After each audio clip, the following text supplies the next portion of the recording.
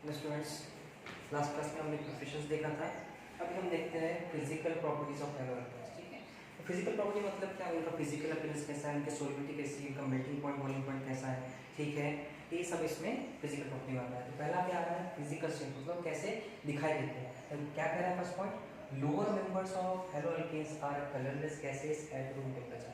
मतलब room temperature पे जो लोअर मेंबर्स रहेंगे हेलो एल्केन्स के, वो कैसे रहते हैं, कलरलेस गैसेस। लेकिन जो हायर मेंबर्स है, higher members are either solid और लिक्विड। तो जो हायर मेंबर्स रहेंगे वो कैसे रहेंगे, सॉलिड रहेंगे या लिक्विड। तो पहला पॉइंट क्या था, फिजिकल स्टेट की बात करते हैं।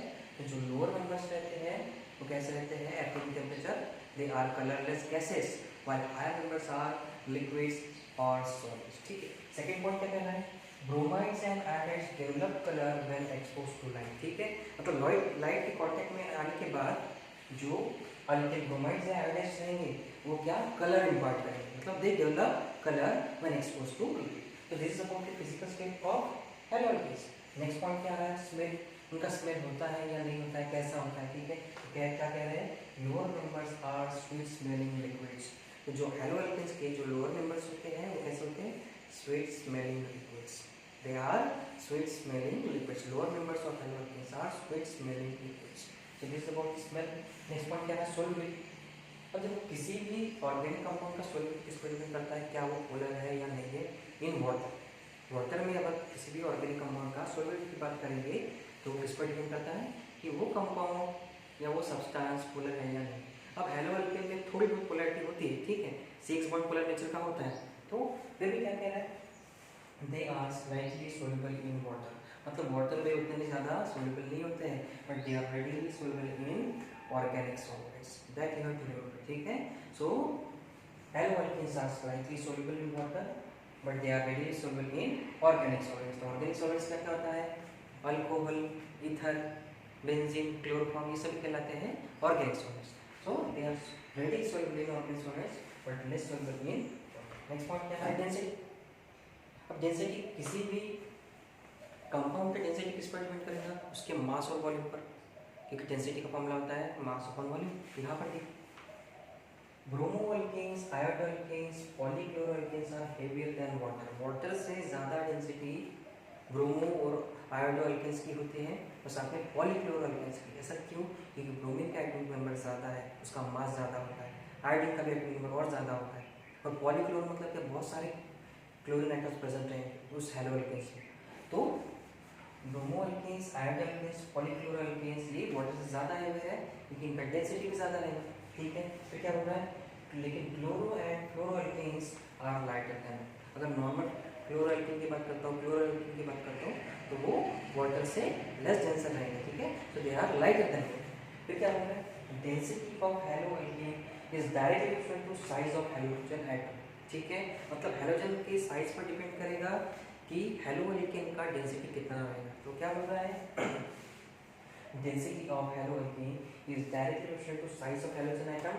ठीक है, और हेलो एल्केन और inversely proportional to size of alkyl group. मतलब क्या, अगर अल्किल ग्रुप का साइज बहुत ज़्यादा रहेगा, बड़ा रहेगा, तो उतना ही डेंसिटी क्या रहेगा हेलो एल्केन का कम रहेगा। तो ये आपको ध्यान रखना है, हेलोजन एटम को और हेलो एल्केन को डेंसिटी डायरेक्टली प्रोपोर्शनल है लेकिन साइज ऑफ अल्किल ग्रुप को इनवर्सली प्रोपोर्शनल। ठीक है, नेक्स्ट पॉइंट क्या है, density increases in the polymer.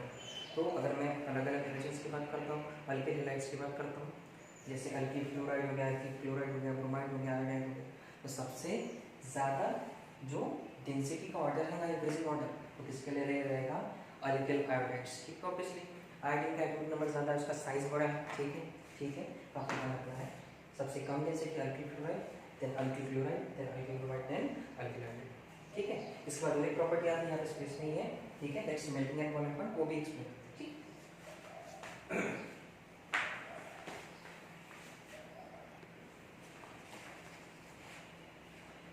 Next property आ रहा है फिजिकल प्रॉपर्टी में, मेल्टिंग एंड बॉइलिंग पॉइंट्स।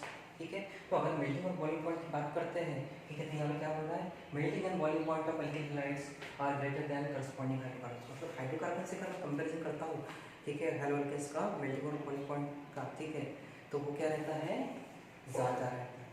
वो ज़्यादा क्यों रहता है, क्या बोल रहा है, due to polarity of C bond and high molecular mass intermolecular forces of attraction are stronger, ठीक है।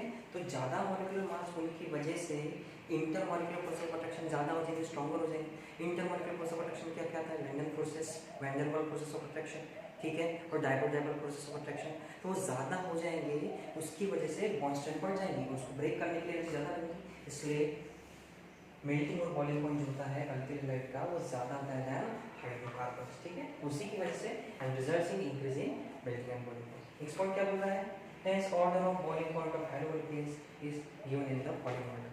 तो देखो अल्किल फ्लोराइड, मिथिल फ्लोराइड, ठीक है, Mithil chloride, Mithil bromide, Mithil iodide.